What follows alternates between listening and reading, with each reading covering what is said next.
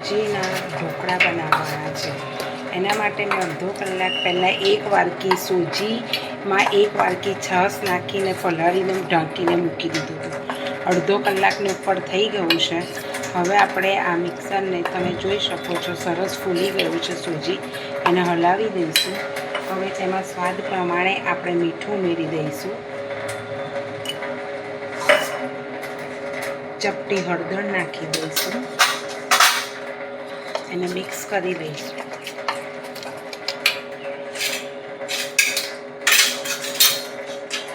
તેમાં હું આદું હંમેશા છીણીને નાખું છું જેથી તેના રેસા મોઢામાં આવે નહીં. એટલે તેમાં અડધો ઇંચ જેટલું આદું છીણી લઈશું આપણે. આદું મેં છીણી લીધું છે. હવે તેને બરાબર મિક્સ કરી દો.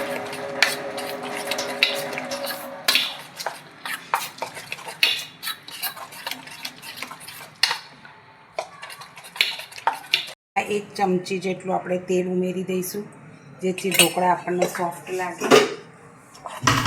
એને બરાબર મિક્સ કરી દઈશું.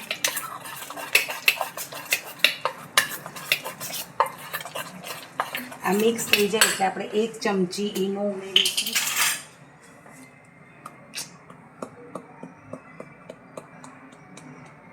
એક ચમચી ઈનો ઉમેરી દીધું છે.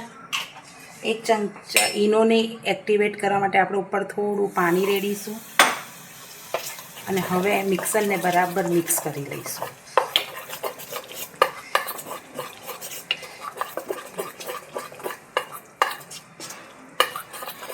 બરાબર મિક્સ કરી લીધું છે. હવે એક થાળી મેં તેલથી ગ્રીસ કરીને રાખેલી છે તેમાં આપણે આપણું બધું મિક્સર ઉમેરી દઈશું. દૂધ થોડું પાથરી દીધું છે. હવે થાળીને થોડું ટેપ કરી લઈશું કે જેથી મિક્સર આખી થાળીમાં સરખી રીતે પથરાઈ જાય. તમે જુઓ છો થાળીમાં પથરાઈ ગયું. હવે મેં અગાઉથી જ પાણી ઉકાળવા કઢાઈમાં મૂકી દીધું હતું. તેમાં આપણે આ થાળી મૂકી દઈશું. હવે આની ઉપર તમે તમારે મરી પાવડર અથવા લાલ મરચું તમને જે સ્વાદ પ્રમાણે તમે નાખી શકો છો. હું અહીંયા લાલ મરચું ઉપર ભભરાવી રહી છું. એ પણ તમે સ્વાદ પ્રમાણે. જો તમને લાલ મરચુંનો ભાવે ને મરી ભાવતા હોય તો મરી પાવડર પણ તમે ભભરાવી શકો છો. હવે આપણે આને 10 મિનિટ માટે ઢાંકી દઈશું. આપણે ઢોકળા બનાવવા એક બાજુ મૂકી દીધા છે. હવે રવિવારની બપોર છે એટલે આજે ચા ઢોકળા ખાઈશું એટલે સાથે ચા પણ બનાવીશું. એમાં તપેલીમાં મેં અડધો કપ પાણી લીધું છે. તેમાં આપણે 2 ચમચી ચા નાખી દઈશું.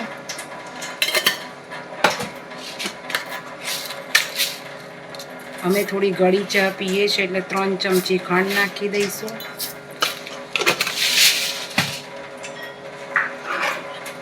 અડધો ટુકડો આદુનો ક્રશ કરીને અંદર નાખી દઈશું.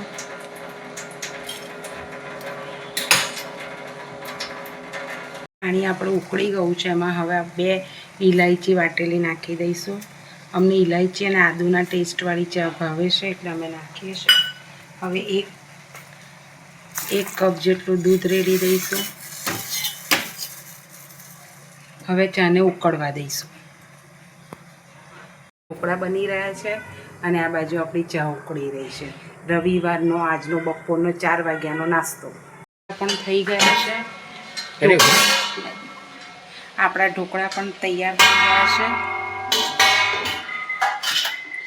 બનીને તૈયાર છે. હવે આપણે તેને આપણને જોઈતી સાઈઝ પ્રમાણે કાપા મૂકી દઈશું.